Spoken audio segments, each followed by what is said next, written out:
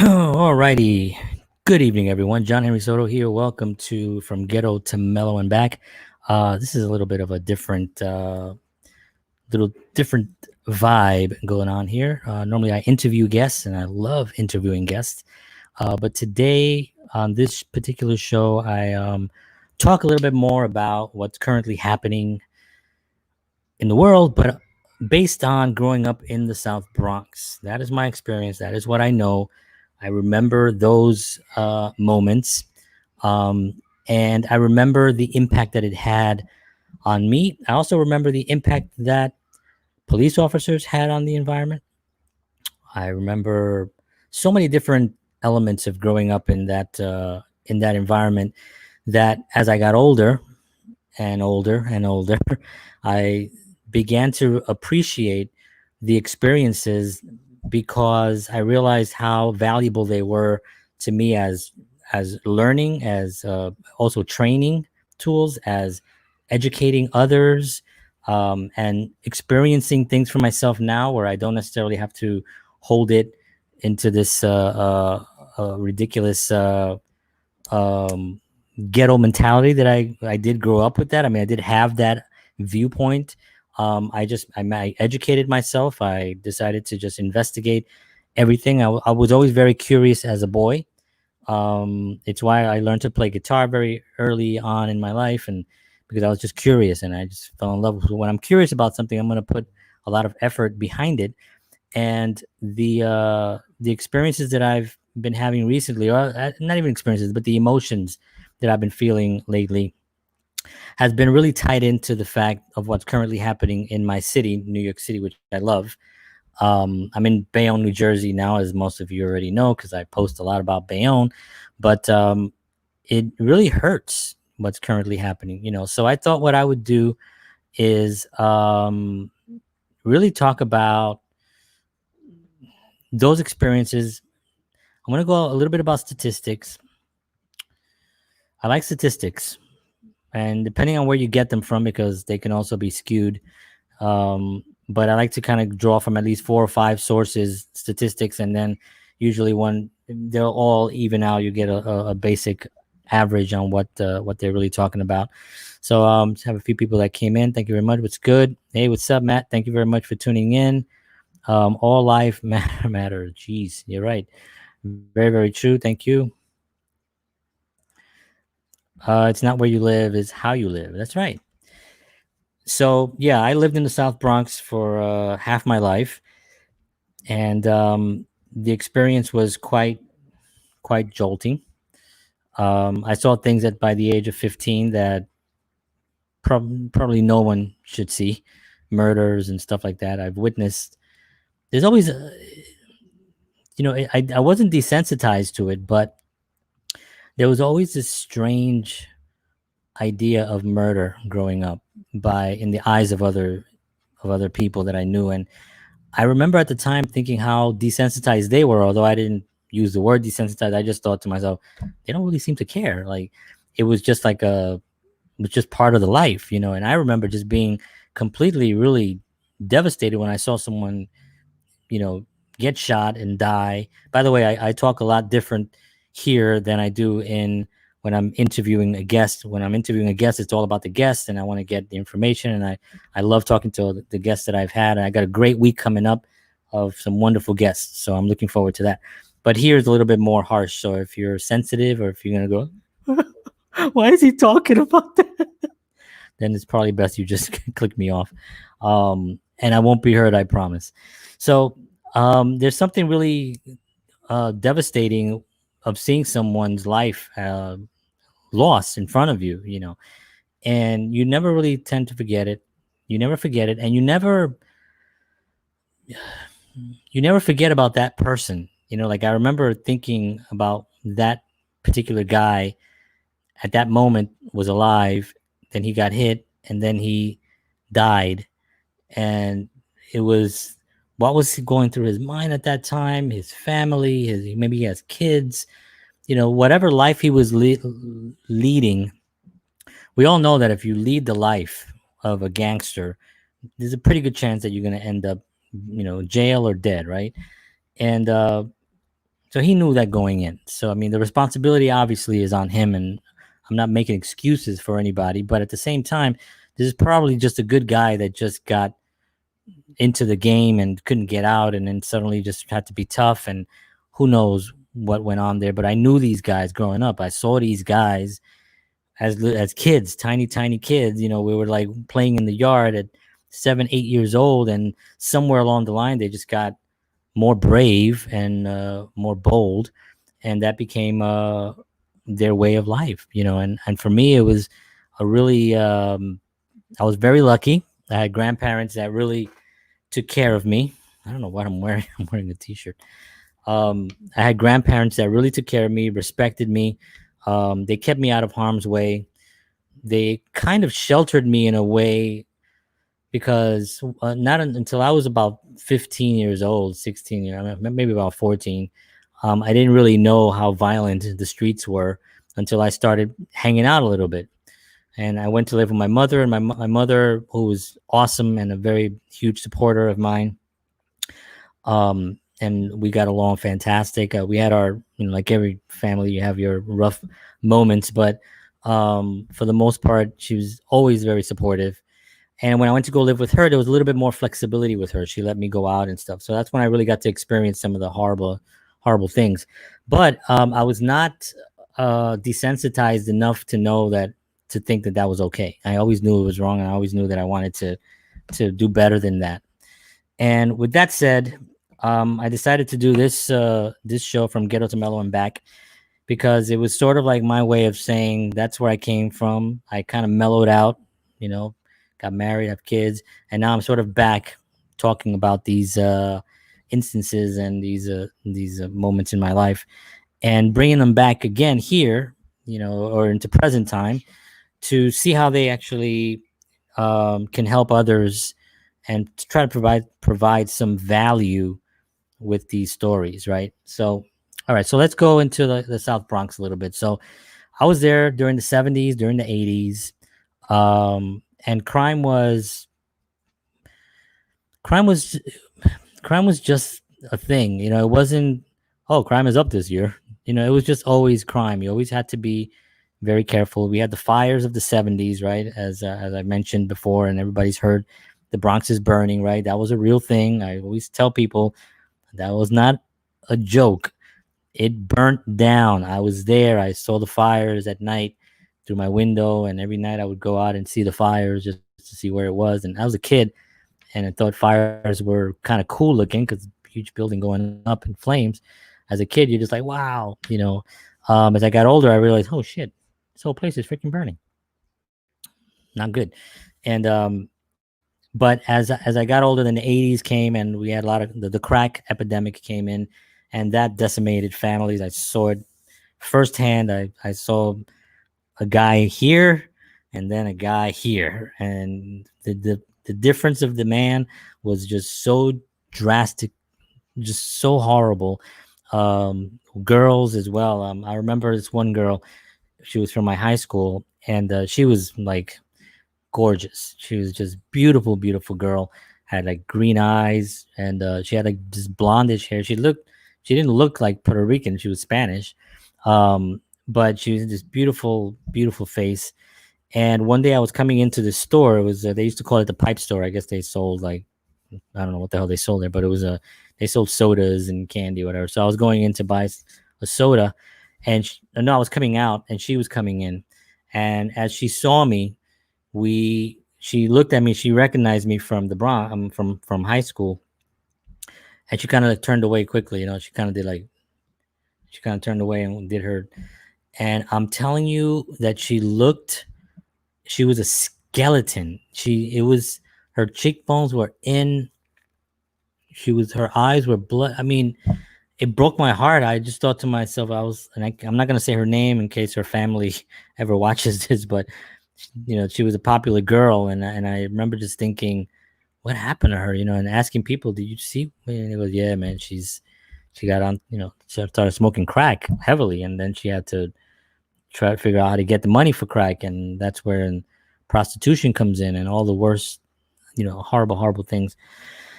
So, So during those crack years, the police officers were kind of important. They became important later on when Giuliani took over.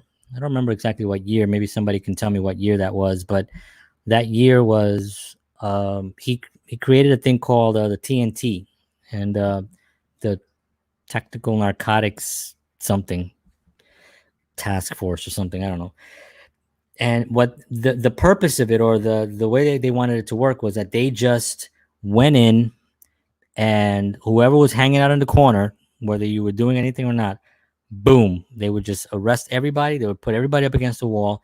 There was this black van, this huge van that would come. They would open up the back, and they would just, take one of those seats on both sides, and they would just pile you in there in handcuffs, whether you were guilty or not. And they would just clean up the corner, and they would take you out. Then they will process you as they got over there. And so this actually did work, because people didn't want to hang out in the corner. It was just like, well, where are we going to go? This is where we do our business. And they didn't want to go there. So I almost, I never hung out in the corner during those years, earlier, before the TNT I did. But that was usually, I was a little older back at that point. I think I was maybe 18 or 19 years old, and I was more into music at that point. But yeah, sweep, exactly. Somebody says the sweep.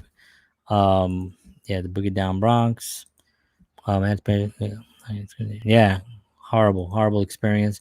Yeah, they called it the sweep. So, um, so I was walking home one day, and I just passed the corner. I was just literally heading home, and right as I passed the corner, I hear the black van, and everybody up against the wall. I go upstairs and I look out my window, and I see everybody up against the wall. I was like, holy crap! If I decided to go to the store and I walked in, I'm coming out, boom, yeah. Somebody says I like the sound of I like the sound of this sweep. It did do its job, although it was a little bit of a, I think the way they looked at it was like, if you're hanging out in the corner for a long period of time in that environment, in that neighborhood, you shouldn't be there if you weren't doing drugs. And if you were doing drugs, you shouldn't be doing drugs. So that was the viewpoint on it. Whether it was right constitutionally or not, I'm not going to get into that part of it or not. Um, I don't know anything about that part. I'm not going into that part. I have my own views on that as well, but that's another story. I think they really just wanted to create a huge impact, which they did. They did, and crime went down significantly, actually, during Giuliani's term. Now, there's other reasons that people say, there's other reasons that occurred. But all I know is that when he came into office, he put a lot of these things into play. He also, he, as a lawyer, he really got the mob. He attacked the mob, and he did a lot of things that I agreed with, just for the safety of our community. Whether it was right or wrong. Now, there's a little bit of a shaky side, because you can also say, people do give up some freedoms for safety, right? That's like the scary thing, right? And I don't want to give up any freedoms for safety. I just want to be safe. So, but people do tend to be like, help me, save me, government, save me, take me, do whatever you got to do, just protect me. And although I understand where that's coming from, I don't think that's 100% a great way to operate, because I think it opens the doors for abuse on the other side, right? Which is why our Constitution was written, right, to protect us from the government, basically. So this happened in the 80s, right? The 90s, by the 90s I was already playing music. I wasn't spending much time there. I was in clubs, and I had a band, and then in 95, I want to say in 95 or 96, I moved out into the Upper West Side, and then I had another life, right? It was like a different kind of life. So let me see. I got some. I remember this. TNT would jump out with bass. Yeah, they would jump out, and it'd be like, it I saw it a lot of times, because I was living at that point. I was living with my grandparents. I mean, they raised me, but I had gone back and forth between my mom and my grandparents, and our window faced to Aldous, which is in the Bronx, and it was a really hot area. I mean, like that block was just hot, and that was like I think they called it like an escape block because it was only 5 blocks long, and it led from like from different main avenues, but there was this little tiny block, and of course we lived right on it, and I would look out the window and we would see it. My grandfather was not scared at all. He would just go to the window, like even if there was gunfire, gunshots, ta, ta, ta, ta, ta, he would go out the window. He would, hey, what's happening? Somebody getting shot. Hold on. I'll be like, papi, pero quítate de ahí, papi, and he was like, nah, don't worry about it, because he said, no, we're on the 3rd floor. Like, I'm like, bullets can go up to the 3rd floor. But he didn't seem to care too much about it. So that was actually quite fascinating. My grandpa did not have any. A lot of older people that lived in that building actually did not have any. They didn't care. They were like, I lived my life. What do I care? I remember this one guy broke into this car across the street from us, and we saw him. Like, we're sitting there. And my grandfather was like, look at this guy. He's breaking into the car, and the guy's just like breaking into the car. The guy got some stuff out of the car and he walked away, and then the cops came down and he turned around like he was just walking normal, and in front of the building there was these old men just sitting down there. One of the guy gets up, he goes, yeah, that's the guy right there, he did it. Yeah, he broke into that car, he's holding it right there in his hand. And the guy turned around, he was like, yo, I'm gonna get you, man, I'm gonna get you. He's like, yeah, I don't care, get me. He's like, do whatever you want, what do I care?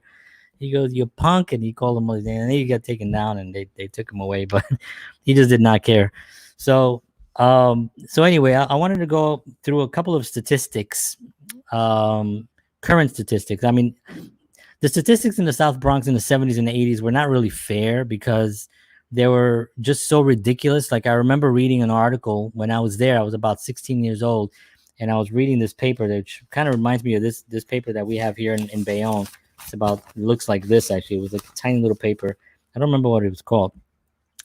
And I remember I was reading it because there was a picture of a friend of mine that was a baseball player, and he happened to be in it. He hit a couple of home runs. But then right underneath it, there was this other article, and in bold letters, it was like South Bronx, worst statistics in the country.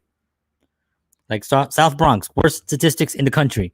And I was like, what? And it was like highest murder, highest drug use, highest teen pregnancy, highest drug sales, drug arrests. It was just like it went down the line, and I remember thinking, ain't that some shit? Here I am, freaking. This is where I live,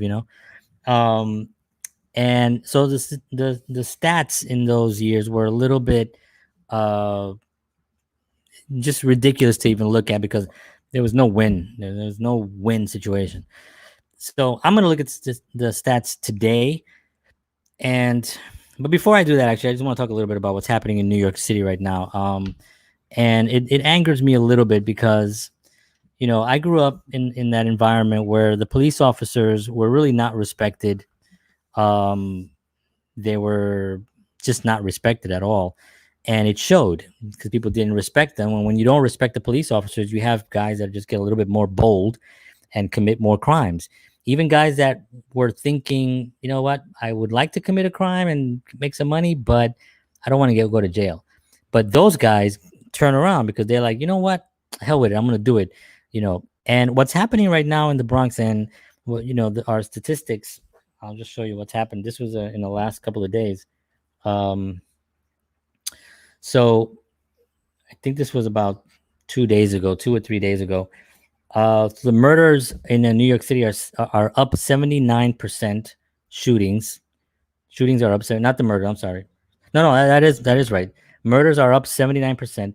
Shootings are up 64%, and burglaries are up 34%. 79, 64, 34. Hut. Football. So those are horrible statistics. Like, what is going on? And I'm going to tell you my 2 cents of what I think is going on.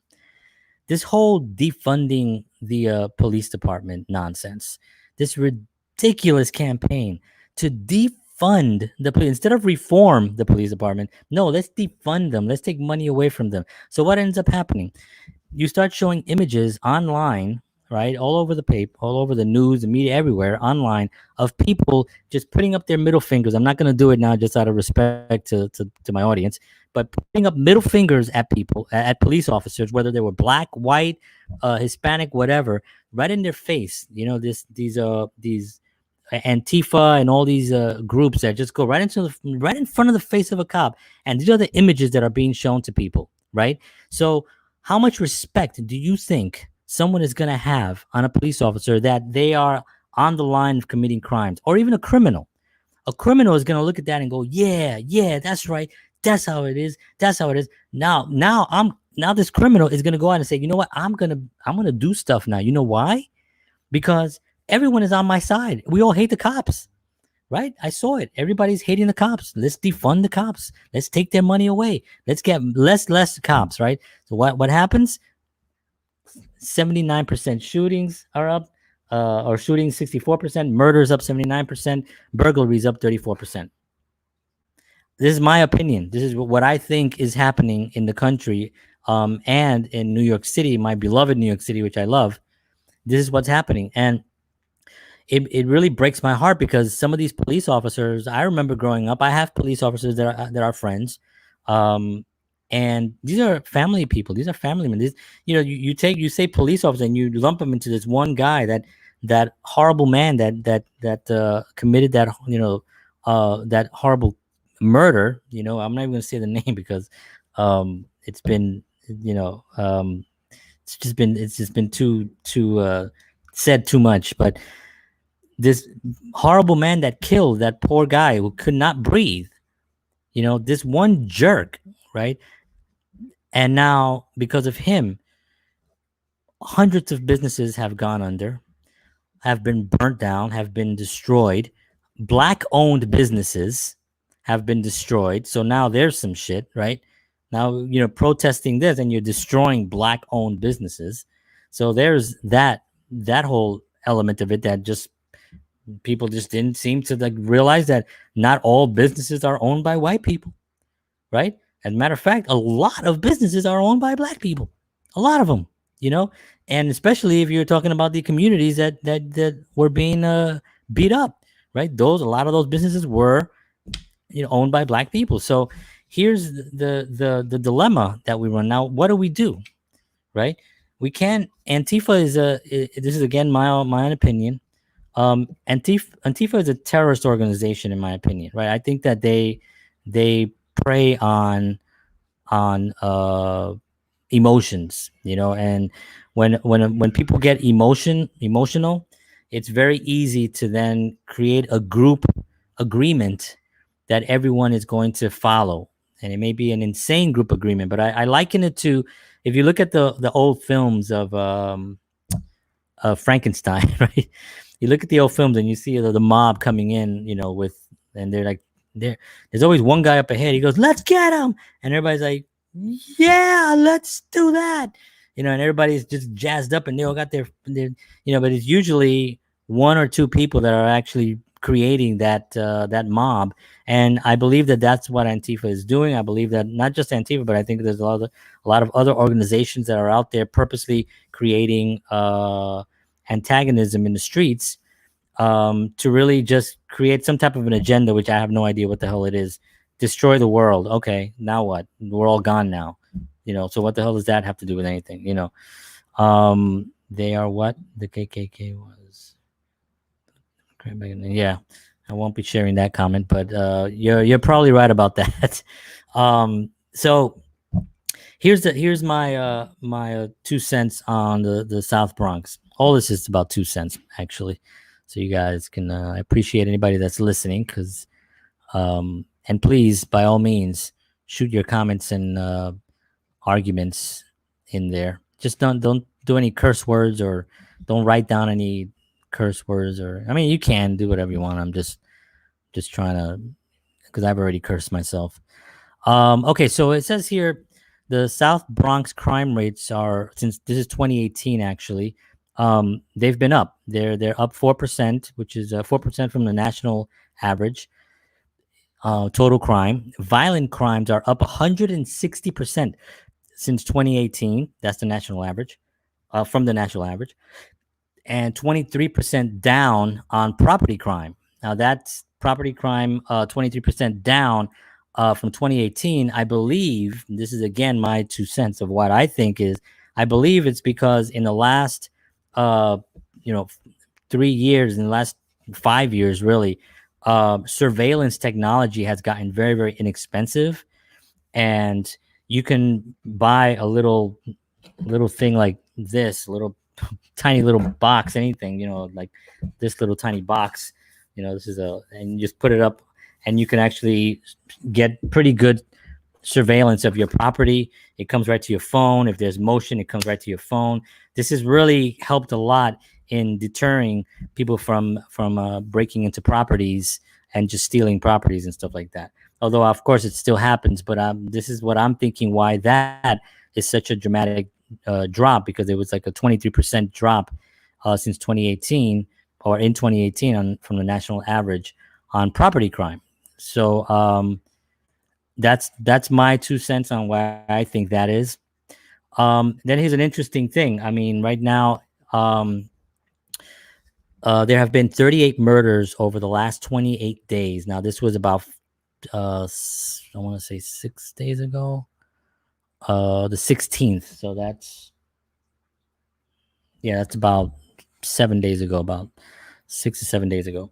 So there have been 38 murders over the last 28 days, twice as much as the same prior last year, according to the NYPD stats of June 14th. So far this year, there have been 159 murders, which is 25% higher than last year. So shooting incidents in 2020 are also up, with 394 happening to date, a 24% increase from the 317 shooting incidents at this point last year. So I mean, it's clear that whatever they're doing, whatever the leaders are doing, is not working, because we have been quarantined for quite some time. So I don't know why crime is going up. Not a lot of people should be outside shooting themselves, but we've been quarantined for now going on over, what is it, March, April, May, June, right? We're almost to the end of June now, or at least tomorrow's the 22nd. So really, it's amazing that it's that high, and it should be something that people are really concerned about and looking at their leaders. I'm not here to knock any politician. As a matter of fact, I'll say this: to be the mayor, of New York City. First of all, if you're deciding that that's what you want to do, man, you got to take a deep breath and know what you're heading in, what you're doing. It is the most famous city in the world, right? It is the richest city in the world. It is the city that never sleeps, right? Except during quarantine. But it is it's an incredible city. Our skyline is a character. Our skyline is famous across the world. It is a very, very famous city. So if you decide that you want to be the mayor of this city, then you better take a deep breath and be like, okay, this is not going to be easy. This is going to be a really hard job. Why would somebody want to do this job? I have no freaking idea, because in my views, that would be like, that's a ridiculous job to even consider. But there are people out there that want to do it, and bless them for it. It's not easy. I remember when I remember Mayor Koch. I think he was the first mayor that I remember, that I was old enough to remember. I think I was like in second grade or something. And I remember Giuliani. I remember Dinkins for a brief period, like 4 years, I think. And then I remember, of course, Bloomberg. And, they held these positions pretty well. They took a lot of the crime issues that the city had, especially in, when Koch took over, the city was really in a crap hole. I mean, the city was bankrupt. 42nd Street was just filled with whorehouses and peep shows and all these disgusting things. It was what happened. in the 80s, the mid 80s, we had the big crack epidemic and stuff. And then Giuliani came in and he had already all this experience putting guys away in jail, the mafia, those guys. And he created all these other programs to get people off the street, and crime plummeted, right? I mean, it plummeted. If you look at it now, there's a little bit of a controversy, and there's a little bit of thing, and I read this in a book, because crime went down across the country dramatically, like drastically. I mean, if you look at the statistics, we're talking like 90% drop in crime across the whole country during this period of time. Like, it was like a period of about 4 years, and it was so dramatic that people were like, what the hell is going on?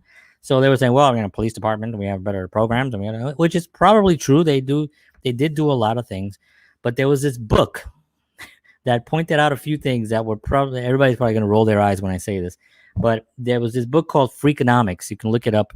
It was written by these two guys, both named Steven. One was Steve, the other one was Steven. I can't remember their names, but one was a writer, the other one was an economist, good with numbers and stuff. And he actually won the prize for like the biggest, most famous prize to win in economy. He won it twice, and he was like not even 40 or something, right? He was like this genius numbers guy. But he would look at statistics. That's what fascinated me about that book. So it's called Freakonomics, and in it he talked about how what the reason was for the crime drop, that it was so drastic, and it had nothing to do with police crime. Now, of course, this is his take on it. He does show numbers, and he does show a very, very compelling argument in the book. And he talked about why Roe versus Wade, when that came into play, the abortion law, a lot of these babies that were going to be born in these violent environments, or these maybe not violent, well, no, yeah, violent environments. What am I talking about?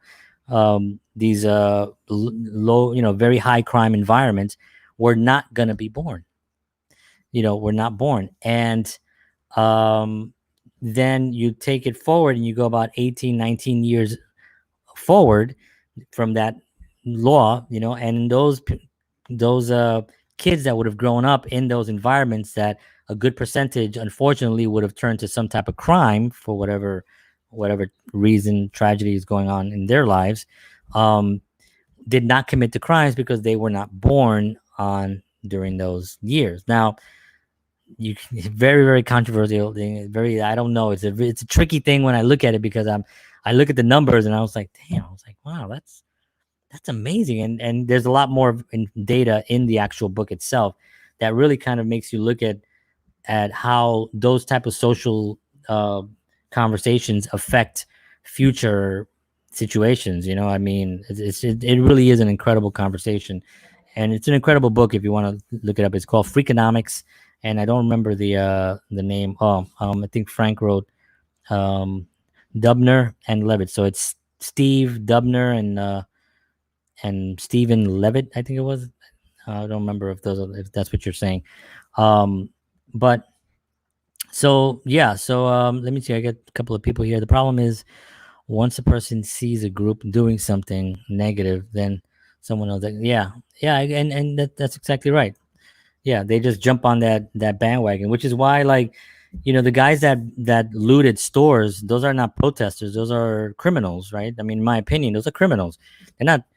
You're not protesting anything. You're stealing a TV for your house. That's not a protest. That nowhere written in our Constitution, nowhere in on the second on the First Amendment does it say, you have the right to gather, right? You have the right to whatever the actual thing is. I have the Constitution here. I should actually just pull it out some days and just go over it. But what you don't have the right to go do that. And if you want a flat screen, if it's around, somebody breaks the window, you can go in and grab yourself a flat screen. It's not part of the deal. You're a criminal, and they killed people too. You're right. So, let me see what this is here. Black Lives Matter. Do you care what you are trying to do or make it? Black Lives Matter. Do you care what are you trying to do to make a difference?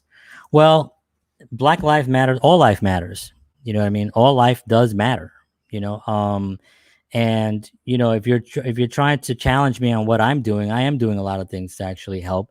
Um, I don't know who you are, but I totally agree that Black life matters. Just like I'm Puerto Rican, Puerto Rican life matters. Just like my friend's Italian, and his life matters, and a lot human life matters. That's why I named this Human Life Matters. I think the argument is wrong.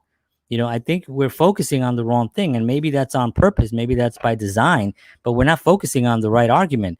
Because if you look at the statistics, it doesn't go with that argument.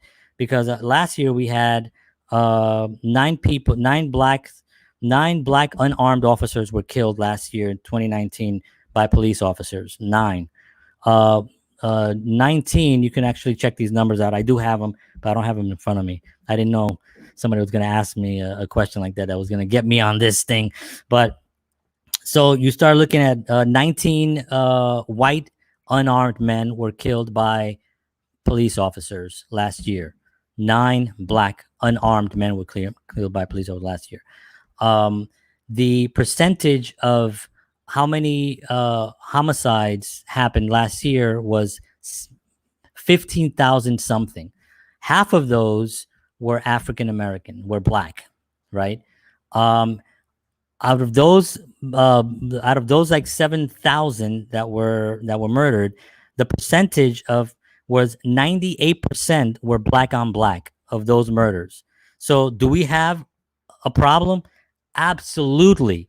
We have a problem in these communities where they're killing each other, and Latinos are in that mix too. Puerto Ricans are in that mix as well.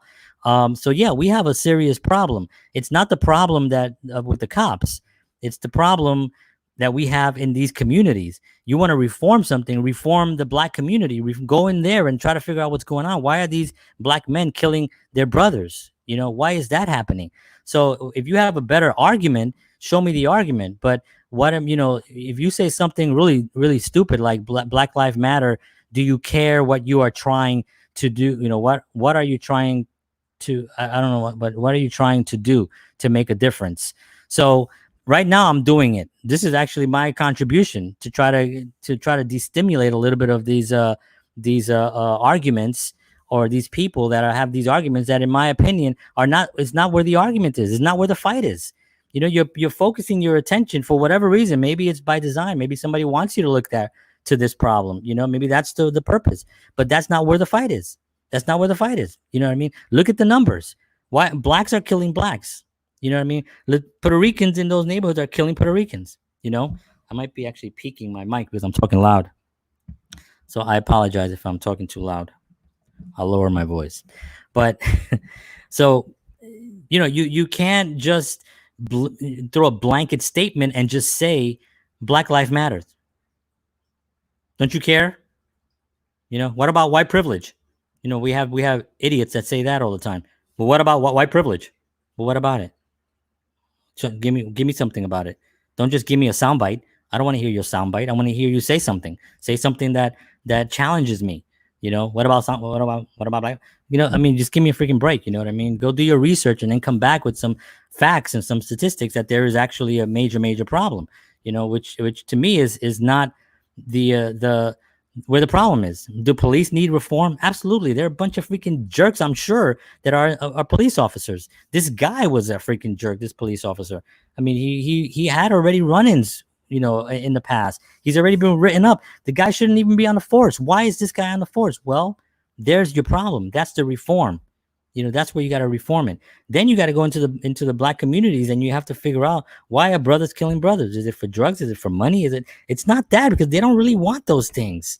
You know what I mean? I know I have so many black friends, and none of them really are interested in that argument. They just want to work. They just want to have lives. They want to live peaceful life. They want to have families. They want to work, create things, and it just amazes me when people have these arguments that don't come with any substance. Like, same thing with video content.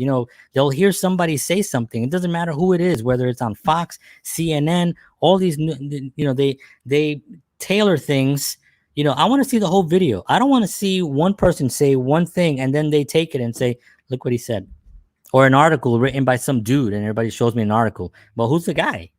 Who's the guy? What's his agenda? Why did he write this article? Oh, he works for these guys. Who works for these guys? That's owned by these guys. Do your research. Follow the pattern. It always leads to like why. It always leads to an agenda. It always leads to who's someone's purpose. And all these different media outlets. They all have different agendas, right? I mean, they make money by people watching them, right? So they gotta jazz it up. They got to put stuff out there that people are interested in watching. Why would somebody watch it if it's not? It's got to be interesting. It's the same thing why you go to the supermarket, and right on the stands there you have all the newspaper, the trashy newspapers, right? The Inquirer and the Star. Well, you got to put the worst stories out there, right? You got to put like, Elvis's baby alive. Elvis had a baby with an alien, and the baby. You got to put the most craziest stories out there. And just because people are they're there with their tomatoes and bananas, and they're like, holy what? Wait, Elvis and an alien baby? Yo, I gotta get this, and that's how they get your money, because it's this same thing with all media. The only thing I like is people that actually are showing me resources, people that are showing me not resources, sources. This is where my source is. I got it from this person. And why does that person matter? Well, that person was there and they have a video. Oh, okay, let me see the video. Oh, wow, okay, there you go. Where are these statistics coming from? Oh, where is this poll coming from? All these polls. He goes, the latest poll shows that this guy is way higher now than that guy. Well, who did the poll? Well, we did the poll. Well, who's your audience? Well, shut up. It's that kind of a ridiculousness. So there are polls out there that are actually legitimate polls that actually gather people from everywhere, and then you get to actually see realistically what and is it going to be perfect? No, of course not. It's never going to be perfect. But I think that there are ways out there that you can find real solutions rather than just throw out these little buzzwords or that the media uses, or these sound bites that they throw out there. They throw out these little sound bites and everybody just takes them and just start spitting them out. And but then when you question them on there, and there's all these videos on YouTube questioning people on these little sound bites, they'll say this and they'll be, oh yeah, where did you hear that? Well, it was on the news. Oh yeah, what news? Oh yeah, have you ever seen it? Well, no, I didn't see it, but the guy said it and he had a tie on and he seemed like he was legit. So was he legit? I don't think so. Get the information, research it. So let's see which is the same with the police. One police officer sees the other using excessive force. Yeah, that's another thing. You know what I mean? Like I remember growing up, and this is my brother on here. My brother. I love my brother. My brother. What's up, blood? Happy Father's Day, and happy Father's Day to everyone out there. So I remember in the Bronx when we were growing up, one police officer, it used to be, remember, I don't know if you guys remember the good cop, bad cop. Remember that was like a thing, right? And I guess that was created by some psychologist or something that thought that this was a good thing. And so growing up, we kind of saw the good cop, bad cop situation, which I kind of think it's better than like, bad cop, right? Or even good cop, because there you don't have somebody that's really trying to find out what's happening and try to help the situation. So I don't think was really a bad thing. I thought it was pretty effective. But I remember if one cop came in and one cop was acting a certain way, and there was a group of cops, 2 or 3 of them will go right behind and they'll start getting ready to start wailing on guys, just because one guy said, one cop did it. So it makes, they see excessive force, they start thinking that, I don't know what turns on in their minds, but it's probably fear, right? Because growing up, our gangsters in our neighborhood had more powerful firearms than the police officers. When I was a kid, they had the revolver, right? They had the 6 revolver, and I knew guys that had Uzis, and I knew guys that had 9mm when they were just a new thing. So you're scared. You got 6 bullets. They got, I don't know how much an Uzi holds because I never actually owned the Uzi, but I'm sure it's a lot more than 6.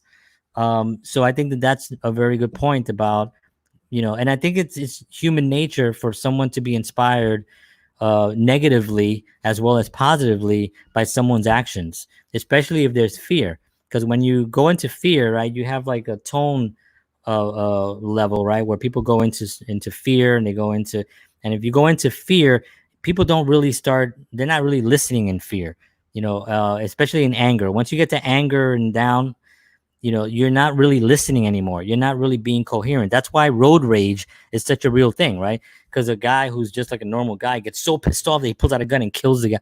The road rage. I'm like, what the hell you do that for? The guy cut you off. You live seriously. You're gonna go to jail now for the rest of your life because the guy cut you off. But it's because of anger and road rage and whatever happens. So when you get a whole society angry at the police department, what effects is that going to have on those criminals when they have to come face to face with a police officer? Well, they're going to give them the middle finger. That's what they're going to do. And they're going to say, I'm going to do whatever I want. You know why?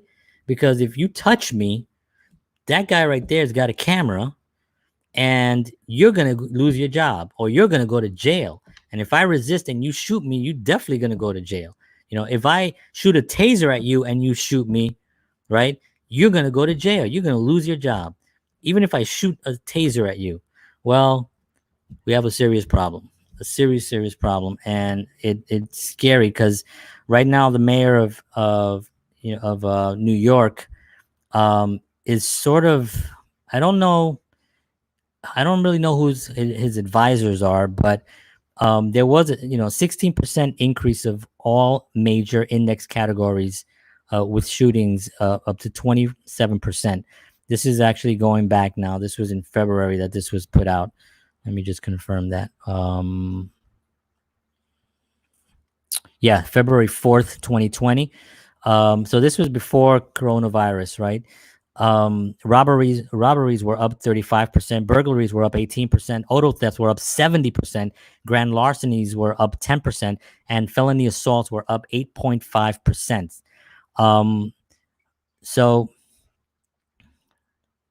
So now this is interesting because this was again February 4th. Murders are down nearly 20% with 25 thus far, right? And this was in February. Now that number has just jumped since the riots. Since everything happened, it's just jumped. And the thing that I find the strangest is the mayor of New York, his let me see if I have it here. So this was actually from the June 9th. 7 people shot in 10 minutes in separate Brooklyn shootings, right? And they asked the mayor about it. And he says, I don't know why he said this. Maybe he got nervous or something. I don't know. He says, yeah, it reminds. I don't even know why he said this. I feel stupid even repeating it. But he says, let me see, because I want to get his quote because there are other people saying what he said, but his quote is in here actually. He says, I don't mean to make light of this, but I'm reminded of the song Imagine by John Lennon.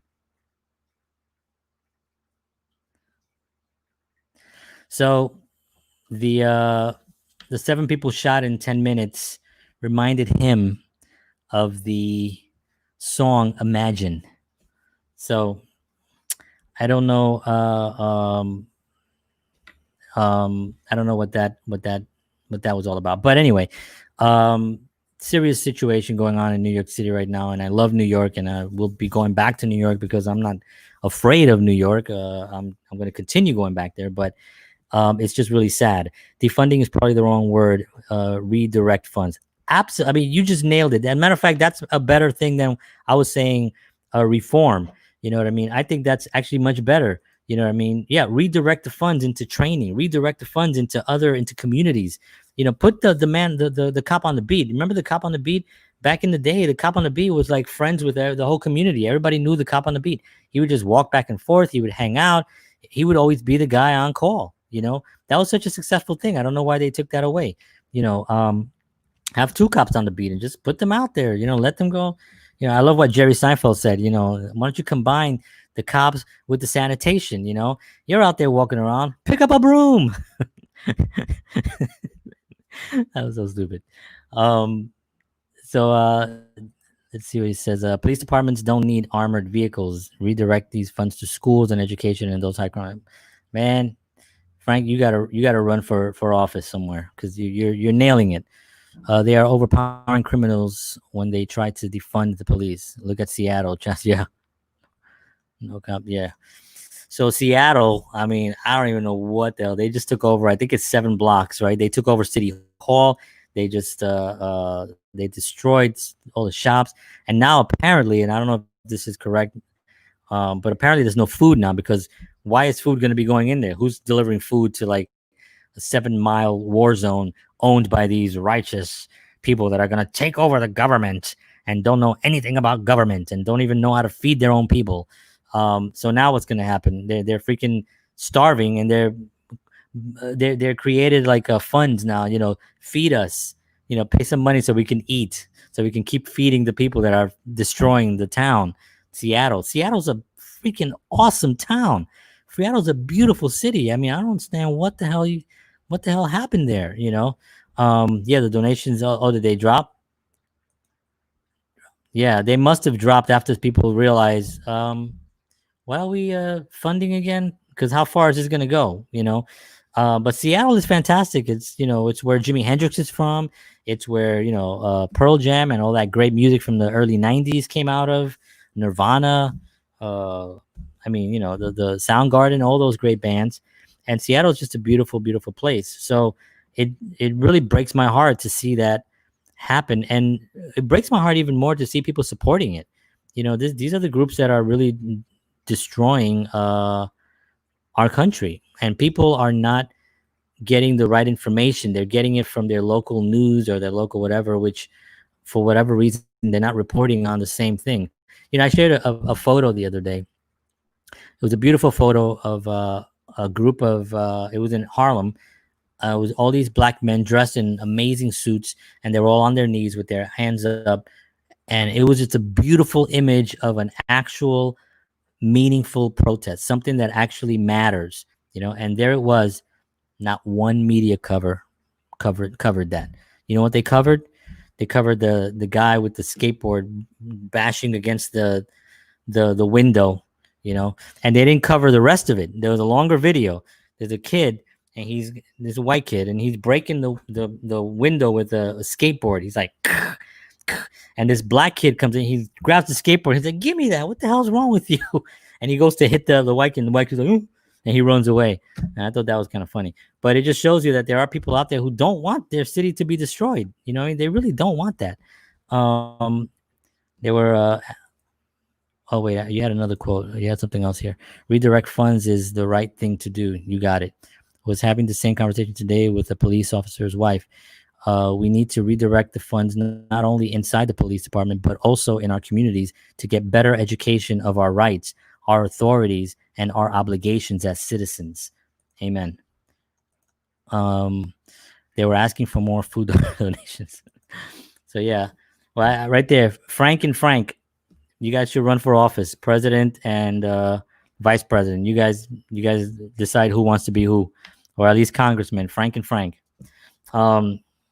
So I'm out of breath. Anyway, I get very emotional and passionate about this because one, I love New York. I love the South Bronx. I love that it's doing better now. I love it that up to COVID, there were more blacks in working. Unemployment rate was the lowest in the history of our country. I love it that Latinos were working, lowest in our country, lowest rate unemployment rate in our country. Women, lowest unemployment rate for women in our country, and of course, COVID came in and kind of like shook things up for everybody. But I love that the Bronx is doing better. I have some friends in the Bronx that I do some work with, and I do.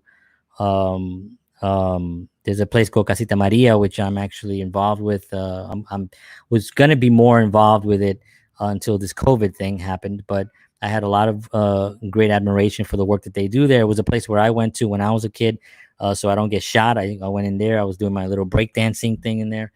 Um, and there's a wonderful woman named Majori Carter, and she is in charge of a lot of redevelopment in the town, and She has a wonderful coffee shop down there, and this space is wonderful space. I have a friend that I had on my show that I actually gave him my platform because I wanted him to talk about his shop. He's got this wonderful shop called the Bronx Native, and he sells memorabilia, Bronx memorabilia. He's got hats and a whole bunch of really really great stuff. And he's actually going to be on my show again on the 29th. He's going to be on the show again. So he's got this wonderful shop, and he had having a hard time as well because of the whole lockdown. So, but his shop is slowly opening up right now as well, and they were doing a lot of online orders. And so he was on the show talking to me about what he's going through, and it was great. It was a great thing. So I do love what's happening in the Bronx, and I'm very committed to what's happening in the Bronx, and I am doing a lot of things to help, despite that one person who doesn't even know me, who's a moron, said, I don't mean to call anybody a moron, but when somebody just comes up and says something like that, they don't even Google my name at least. At least Google and see if I'm somebody doing anything. I'm sure something will come up of me doing something. A few years ago, I went to the Bronx. I painted like water fountains in a park with this whole organization, and I was one fountain. Those fountains that don't even work anymore, but they're kind of beat up. And so I went. They had paint. I painted it, and we cleaned up the park, and a lot of things that I've been involved in that I really am proud of, and a lot more that I want to do. This is one platform. This is one platform that I use to kind of get my message out. And I do appreciate anybody who's taking the time to listen, to comment, and to say things. Oh, this was left flag. Oh, hey, I'm sorry. For some reason, I thought that was Frank that said this. But you're right. Almi, thank you so much for tuning in. I appreciate you. But yeah, you're absolutely right. What you said, it is redirect funds is the right thing to do. You're right. And but so there you go. You got Frank, and Almi. You all should run for office, and I think that's the right thing to do. So anyway, I'm gonna get out of here. I want to thank everybody for taking the time to listen to my spiel. This is a show that I do sporadically when I have a day. I have a lot of shows booked right now, so I really don't have. I would like to do this more because I think that I get a lot of engagement on this, and I think I have something to say. I'm never coming at anyone with. I'm never saying anyone is wrong because I don't think that's an. I don't think it works. I mean, has anyone ever been told, you're wrong about your viewpoint, and they go, yeah, you know what, you're right. Yeah, you're right. I don't even know what I was thinking. Okay, let's go. That's never happened in the history of anything. So rather than that, I would like to show actual statistical facts and actual what, I never listen to what a person says. I listen to what they do. I watch what they do. Right. Because I think it's important to realize that when people are actually achieving something, it's very easily to see it. When they're doing something, it's easy to see that. You can see, oh, they did this. Okay, so this created this positive thing. They did this. Cool. They said this. Really? They said that? That's weird. Okay. All right. But they did this. Right? So that's always been like a fascinating thing for me, and I've had the same viewpoint for years. I mean, during the and I'll confess this right now, but during the Dukakis against George H. Bush, George Sr., I remember watching those debates and thinking to myself, Dukakis is not really making much sense because he's not putting the I wasn't a Bush fan, either one of I liked Reagan. I liked Reagan because if you go back and you listen to some speeches that Ronald Reagan put out, you'd swear he was just running on as a Democrat. He was a Republican, but he took down the Berlin Wall. He made that big speech. Mr. Gorbachev, tear down this wall, right? And that became a huge thing, and he was fighting for the people, and he said a few things that I think people didn't like, and that's why he got shot. Remember, he was people tried to, he was almost assassinated, and they got one of his security guards and unfortunately maimed him, and he was crippled for the rest of his life, and unfortunately he died as a result of those injuries. I don't know, my alarm went off. And it was a really even speeches before he was president were also great. Yeah, that's right. When he was governor of California, and I heard somebody say that before with Arnold. But when he was governor of California, he had some great speeches, and it was really, one of the things that he said was, "This is the last free area in the world, America. This is our last freedom. This is the last place where we can say our Constitution, the Declaration of Independence, was written to keep us safe from tyranny, to keep us safe from groups, hate groups like Antifa and those kind of groups, to keep us safe from the KKK, to keep us safe from all these groups that create harm on humanity. The Constitution and the Declaration of Independence were put together on purpose to protect us from that. Not to protect us. The whole gun thing. People talk about the guns and Second Amendment. The guns were to protect us from government trying to take over us. That's why it's in there. You read it. That's why it's in there. It's not so we can go hunting. Now, if somebody wants to order a tank, I think it's stupid. Why? I don't know why. But if they want to, they have the right, because it says it right there. It's to protect us from government. And if the government is getting bigger and bigger and bigger and stronger and demanding more and more and more, then that's where it gets really scary. So I had a point that I was going towards, and I can't remember what it was right now. But so during the speeches that Ronald Reagan had, he talked about the freedoms of this country. And our flag, this is another thing that I heard someone say, and I totally 100% agree with. Our flag represents freedom for the world. It's the only flag on the planet. It's the only flag on the planet that says, "Come here. We are free. Now come in the right way," right? We have to come in the right way. We got to follow there is a protocol to get in here. But if you want to get in here, you can come in here. And this is a wonderful, wonderful country that people still to this day die coming in here. There's nobody dying going out of this country, right? Nobody is dying trying to get over the wall to get into Mexico, right? Nobody's dying doing that. Nobody's dying to run into to escape to Canada. People are dying to come here because this is the last free place on the planet. If we lose this place, we lose the planet. People don't understand the severity of this. We need to protect our Constitution. We need to protect our Declaration of Independence. We need to protect our police officers. We need to protect our citizens, our African Americans, our blacks. I keep saying African Americans until I heard somebody say, he goes, "I'm not an African American because I've never even been to Africa. My family's never been to Africa. My great grandfather was never in Africa. I'm an American. That's it. I'm an American." And I thought to myself, yeah, right, because you hear that all the time, but yeah, you have to say, a black American, right? So this is where freedom lies. This is our hope of this planet, is in this country, is in these documents that were written by these amazing, great men that got together in July, the Declaration of Independence, on some of the hottest days, and they fought. If you ever like read John Adams' biography. I have it right here. It is phenomenal because it's not written by someone. It's him. It's his words, and he's talking about this era, and he's talking to Thomas Jefferson and convincing him to write the Declaration of Independence, even though Thomas Jefferson did not want to write it. He wanted to go home with his wife. He was like, hadn't seen his wife in like months, because that's the way it was back then, right? Because it takes you that long to get from place to place.